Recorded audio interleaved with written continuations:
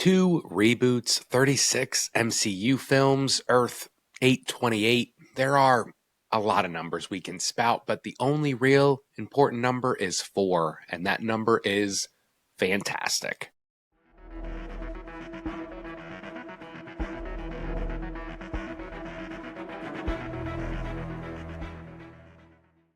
Hey everyone, I am Joe from Create Context. This is the Weekly Movie Minute, and today we're talking about the Fantastic Four First Steps, directed by Matt Shakman. Shakman is probably best known for directing the MCU series WandaVision, my personal favorite show in the MCU's wildly ambitious TV slate.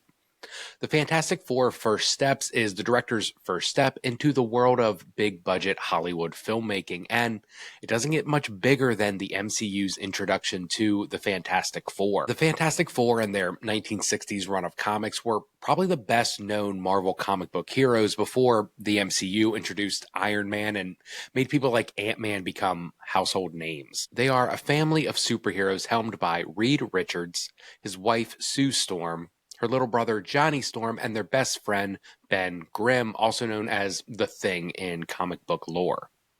The film doesn't spend too much time on the quartet's introduction, instead choosing to start the film 4 years after the heroes have come forth and been labeled as protectors of this world.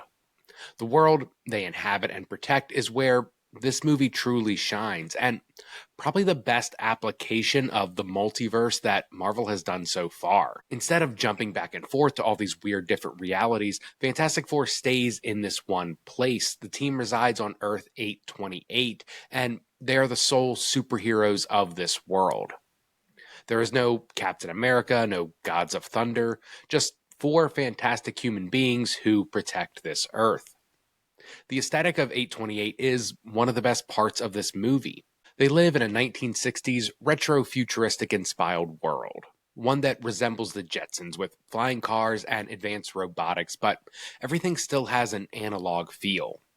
Voice recorders are done on gold-plated records, screens are curved CRT-style machines, and everyone dresses in distinctly 1960s conservative clothing.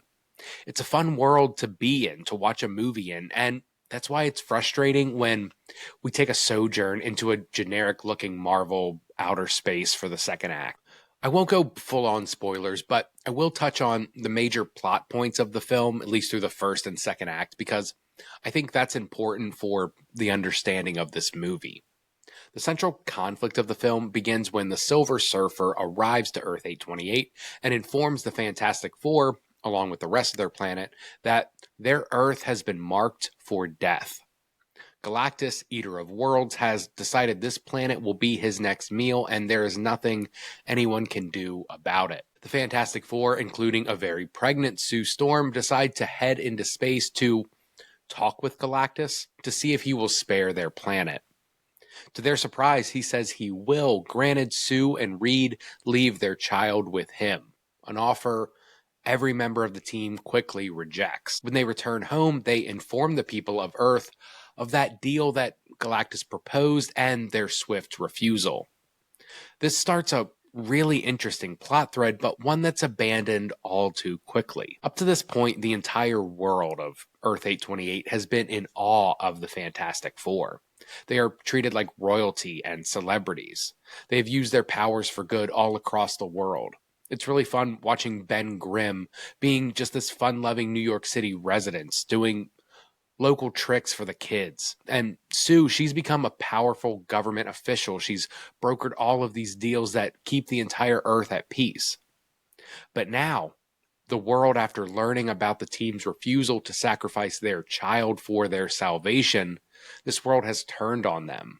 People are scared. They know their planet will soon be destroyed, and the solution is right there in the form of this child.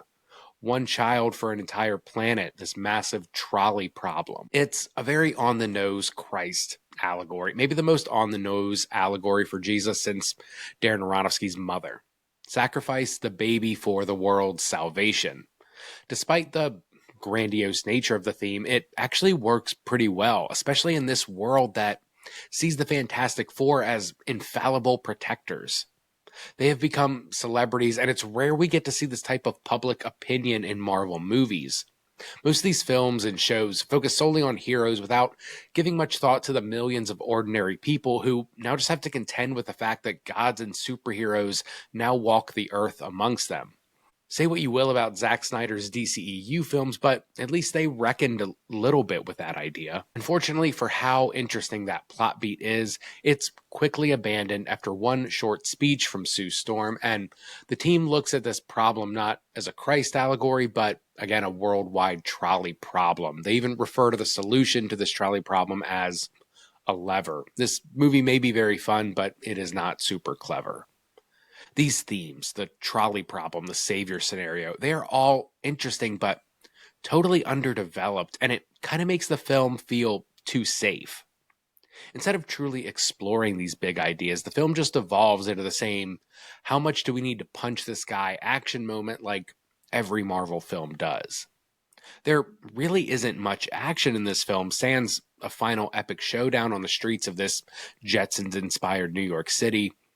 That isn't really a problem, though, as the performances and strong themes presented are enough to carry the film for its nearly 2-hour runtime, even if those themes are, in my opinion, discarded too quickly. I liked the Fantastic Four First Steps, but I didn't love it. Maybe I'm just asking too much from a Marvel movie, but when this film comes so close to saying something brave and bold, it's a real bummer when it fumbles that landing and devolves into the same formulaic Marvel plot. Even though this film fails to truly explore the lofty ideas it presents, it's still a very fun time in a movie in a world that looks better than the majority of the Marvel films that have come before. I think it's definitely worth your time and you should check it out. Thank you guys so much for hanging out at the Weekly Movie Minute. Again, I'm Joe from Create Context. If you like this, give us a subscribe. That'd be super cool, and I'll see you next time.